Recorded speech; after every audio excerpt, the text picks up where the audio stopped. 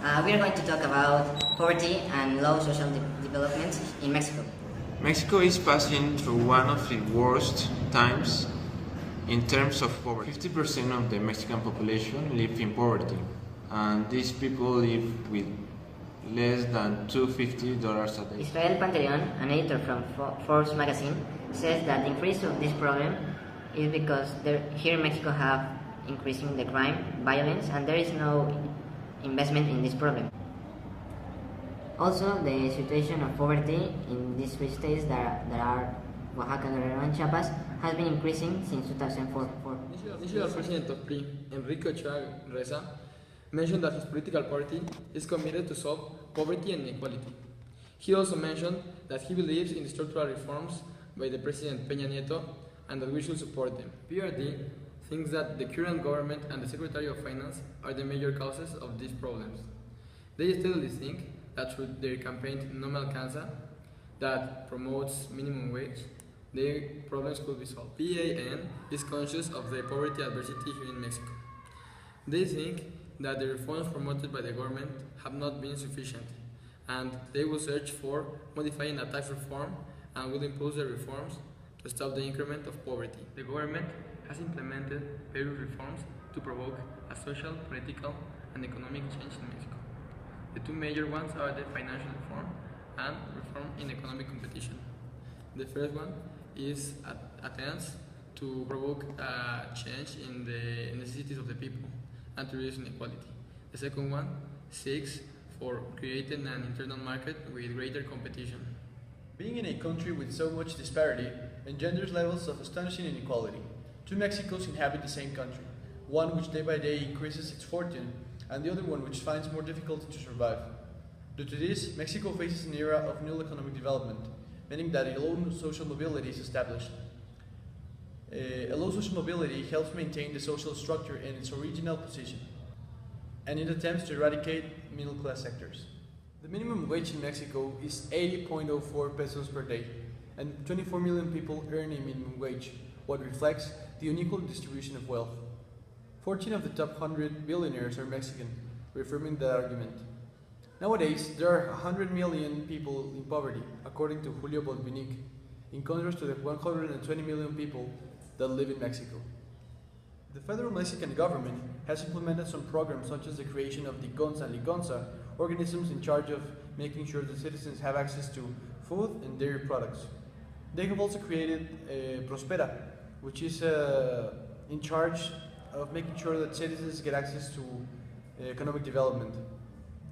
But as some authors like Julio Botvinnik have stated, since Carlos Salinas de Gortari's presidency, no change has been perceived. 55.4 million people live under poverty conditions, and 11.4 million Mexicans live under extreme poverty conditions. The most affected are people who live in rural zones, indigenous groups, women, people with disabilities, and young people. High inequality exists mainly against women, young and indigenous people. This leads to lack of labor participation, and when they are asked for a job, they must deal with minimum wage and bad working conditions. According to Coeficiente de Gini, an indicator that measures inequality between incomes in population, the difference between inequality in the 90s and today is of only 3 points, which is very low. Also, according to Coneval, the main social shortage that 62.2% of Mexicans face is Social Security. Mexico's population is still missing of health access. This because the current condition of the health sector make it hard to reach the entire population. However, there are organizations and NGOs that are trying to solve the problem. For example, UNICEF has an alliance with Coneval and they have come up with great plans to eradicate poverty.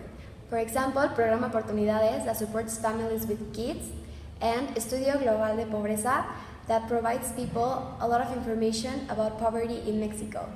Also, a new NGO called Acción Ciudadana contra la Pobreza is trying to eradicate poverty by improving social security and health access and creating plans such as #0listasdeespera to improve the health sector.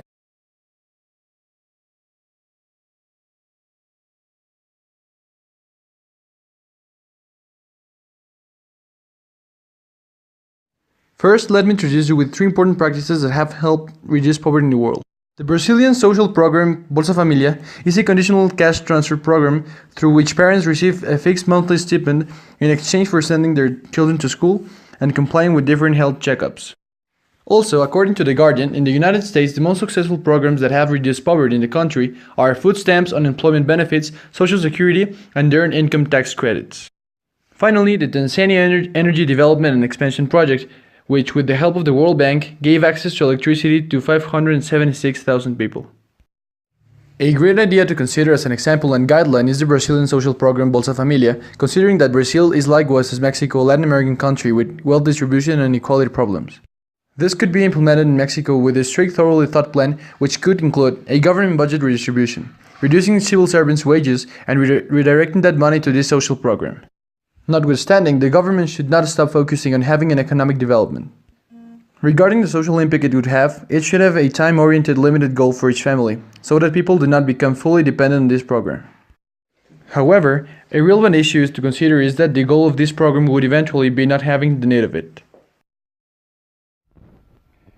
Es importante que se atienda la pobreza en México porque esto también evitaría que México no tenga un subdesarrollo en los temas de salud, en los temas de educación, en los temas de equidad e igualdad de derechos humanos.